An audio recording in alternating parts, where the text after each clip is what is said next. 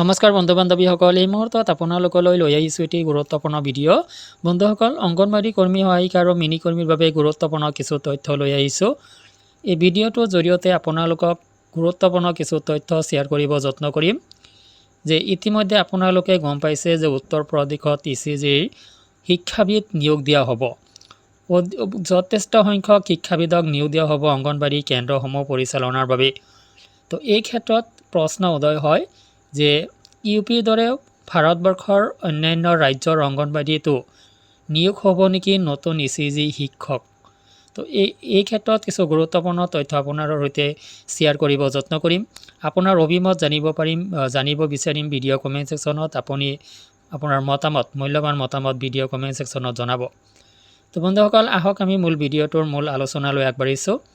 Anganwadi related সকলো ধৰণৰ খবৰ আপোনালোকক নিয়মিতভাৱে এই চেনেলৰ জৰিয়তে প্ৰভাইড কৰিবলৈ যত্ন কৰা হয়, যাৰ বাবে চেনেলটোলৈ যদি আপুনি নতুন ভৰি ৰাখিছে চেনেলটো ছাবস্ক্ৰাইব কৰি ল'ব। বন্ধুসকল, ইতিমধ্যে আপোনালোকে গম পাইছে যে ইউপিত 10,000তকৈও অধিক শিক্ষাবিদ ECGৰ শিক্ষাবিদ নিয়োগ কৰা হ'ব। আৰু এই নিয়োগ এই কাৰণেই কৰা হ'ব যে অংগনবাড়ীত NEP প্ৰভিন্স এক্সিকিউট কৰাৰ বাবে। তো 3 পৰা 6 বছৰৰ শিশুসকলক অৰ্থাৎ অংগনবাড়ীত থকা শিশুসকলক NEPৰ আণ্ডাৰত আনুষ্ঠানিক শিক্ষা প্ৰদান কৰা হ'ব। আৰু সেই আনুষ্ঠানিক শিক্ষাখিনি প্ৰদান কৰাৰ বাবে গুণগতভাৱে শিক্ষা প্ৰদান কৰাৰ বাবে ECGৰ বিশেষ শিক্ষাবিদসকলক নিয়োগ কৰিব উত্তৰ প্ৰদেশ গভৰ্ণমেণ্টে। আৰু ইয়াৰ বাবে ইতিমধ্যে বাজেটো ধাৰ্য কৰা হৈছে।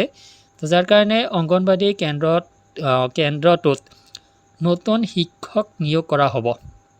তো এই ক্ষেত্ৰত বন্ধুসকল, আপুনি অলপ বুজিব লাগিব যে এই শিক্ষকসকলক কিয় নিয়োগ কৰা হৈছে। কোৱা হৈছে যে অংগনবাড়ী কৰ্মীজনীক অলপ সকাহ দিবৰ বাবে কামত সকাহ দিবলৈ এই নিয়োগ প্ৰক্ৰিয়া আৰম্ভ কৰা হৈছে। তো বন্ধুসকল, ইতিমধ্যে অংগনবাড়ী কৰ্মী সহায়িকাসকলে কিন্তু ইয়াৰ প্ৰটেষ্ট জনাইছে যে তেওঁলোকে এই কাম কৰিবলৈ যোগ্য সমৰ্থ, যাৰ কাৰণে ইয়াত অন্য লোকক নিয়োগ দিব দৰকাৰ নাই। তো যাৰ কাৰণে তেওঁলোকে প্ৰটেষ্ট জনাইছে।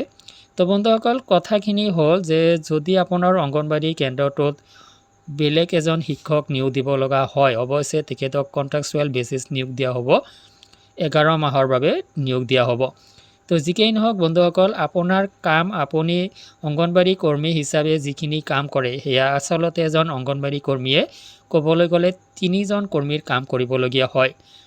বিভিন্ন ছ'চিয়েল ছাৰ্ভিচৰ পৰা আৰম্ভ কৰি কেন্দ্ৰ পৰিচালনাৰলৈকে সকলোখিনি কাম, পোষণ ট্ৰেকাৰ কওক, এই সকলোবিলাক কাম অংগনবাড়ী কৰ্মী এগৰাকীয়ে কৰিব পাৰে। যি সময়ত ইমানখিনি কাম অংগনবাড়ী কৰ্মী এগৰাকীয়ে কৰিব পাৰে, সেই সময়ত তাত বিশেষ শিক্ষক নিযুক্তি দিয়াৰ অৱকাশ ক'ত থাকিব পাৰে।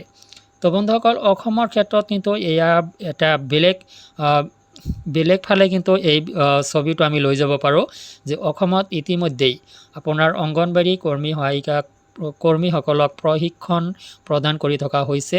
আৰু এই প্ৰশিক্ষণ কৰি অহাৰ পিছত অংগনবাড়ী সেই প্ৰশিক্ষিত কৰ্মীসকলৰ জৰিয়তেই NEPৰ যি আপোনাৰ আনুষ্ঠানিক শিক্ষা, সেই আনুষ্ঠানিক শিক্ষা প্ৰদান কৰা হ'ব।